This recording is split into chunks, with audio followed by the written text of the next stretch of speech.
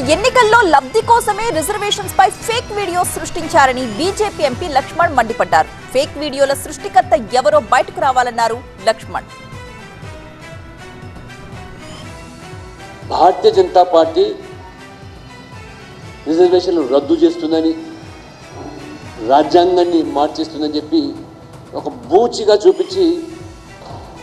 సమాజంలో రిజర్వేషన్ అనుకూల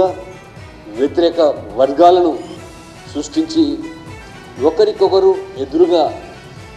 ఒక ఘర్షణాపూరితమైన వాతావరణానికి సృష్టించాలని చెప్పి ఇవాళ కాంగ్రెస్ ప్రయత్నిస్తుంది. వాస్తవానికి రిజర్వేషన్లను మేము సమర్థిస్తున్నామని స్వయంగా ప్రధానమంత్రి నరేంద్ర మోడీ గారు తాను జీవించి ఉన్నంత వరకు ఈ రిజర్వేషన్లలో మార్పు రాదని, యథావిధిగా కొనసాగుతుందని చెప్పి ఖరాఖండిగా చెప్తున్నప్పటికీ, అదే రకంగా ఆర్ఎస్ఎస్ చీఫ్ మరి మోహన్ భగవత్ గారు కూడా చాలా స్పష్టంగా రిజర్వేషన్కు అనుకూలంగా వారు ప్రకటన చేసినప్పటికీ కాంగ్రెస్ పార్టీ మరి ఈరోజు అదే అంశాన్ని ప్రధాన ఎన్నికల అంశంగా మార్చేసి,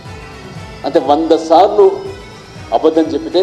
అది నిజమవుతుందని చెప్పి ఒక మూర్ఖత్వంతో ఏ రకంగా ఇవాళ మరి రేవంత్ రెడ్డి గారు ఈ రాష్ట్రంలో వివరిస్తున్నారో, మాటలతో చేత కాకపోతే కాంగ్రెస్ పార్టీ ఫేక్ వీడియోలు సృష్టించి ఏ రకంగా ఇవాళ ఎన్నికల్లో మరి